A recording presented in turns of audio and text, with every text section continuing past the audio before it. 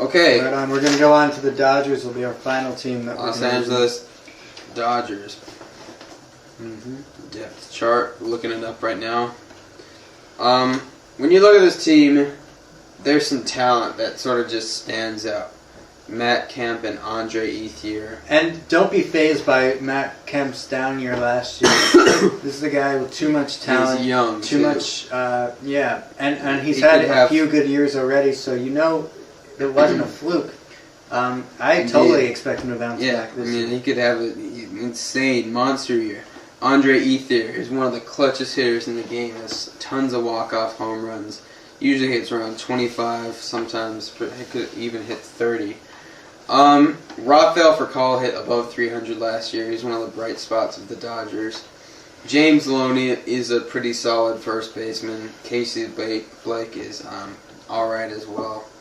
Juan Uribe they picked up over the winter. Always hits 20 home runs. You know, I think that was a good... I mean, not always. He might not. He is kind of older. But if they're in the race in September, Juan Uribe usually has the best numbers in September. His best numbers, personal. Usually, I think he hit 10 home runs with the Giants last year in September, which was huge. And in the postseason, he hit huge home runs for the Giants that helped them win a World Series. Now he moved to the arch rival Dodgers, and they hope that he can do the same. Their catcher, Rod Barajas, he sucks. But he was very good with them when they acquired him down the stretch. But this is the guy, if you look at his career, he's always good with the team for the first 2 or 3 months with him.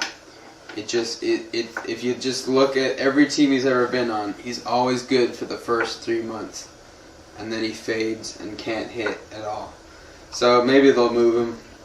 Also picked up Marcus Timms. And this is a very good option at the bench. Yeah. And they're both their starting rotation. Love it. Clayton Kershaw. It's a young rotation with Chad Billingsley. These guys are two very good young starters who could potentially be aces. You look at Clayton Kershaw's numbers last year. 13-10 with a 2.91 ERA. 212 strikeouts. Ooh, this stud. 1.18 WHIP. That's great. I mean, Chad Billingsley as well, the young man. He's a little bit more shaky, but the numbers are still very good. 12-11, 3.57 ERA. These guys are the young starting pitchers that have always been said to lead the rotation. And then they did a really good job filling up the rest of their rotation, locking up Ted Lilly, who was good for them down the stretch, and signing John Garland, who had a great year with the Padres. Yeah. They also had Hiroki Kuroda. They re-signed him too, who also had a good year with them. So I like their rotation a lot. They were a little bit of a disappointment last year, the entire team, but they could easily bounce back. Sure, and most interesting thing about the Los Angeles Dodgers this year, new manager, Don Mattingly, gets his first shot at being a manager. He's been waiting for a very long time. Never appeared in a World Series in his career. Which is interesting because he played with the Yankees all those years. Yeah, through the big drought years of the Yankees. Got a couple of chances to manage the Yankees during ejections of Joe Torre and whatnot. And he did some interesting things. I recall personally, he took out a pitcher in the middle of an at-bat once and then ended up winning the game in a big pressure spot. But so he's willing. We know Mattingly's willing to take big risks. We'll see if it pans out well. Although last year there was that one incident where Torre was ejected. Mattingly came out to the mound, revisited the mound. Roxon was thrown out of the game. It was against the Giants, and the Giants ended up winning that game, coming back in the 9th inning. I'm sure Dodgers fans do not enjoy these memories.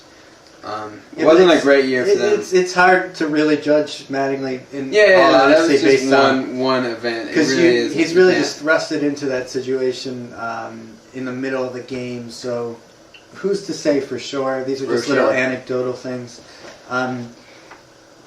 It's an experiment. Joe Torre is off in the sunset. Yep. you look at their bullpen, the man I like most, Hong-Chi Kuo.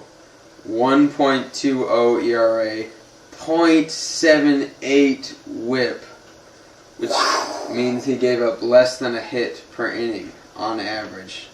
73 strikeouts. This man was huge. For a while, at least until, let me look at how good he was against the lefties. Lefties, 0.95 batting average. Stop. He is just... I mean, if you could have him as a left-handed specialist, he'd probably be one of the best in the game, if not the best. You could have him as the closer. You know, the righties hit a whopping 159 off of him, too. Gave up 1 home run this year, 10 RBIs. This man's a stud, really. Yeah, and he had Tommy John a couple years ago. The velocity he got back last year. He was one of the bright spots. Mm-hmm. Also, they have this Dutch kid, .67 ERA last year in 25 games. He throws very hard. Used to be a catcher.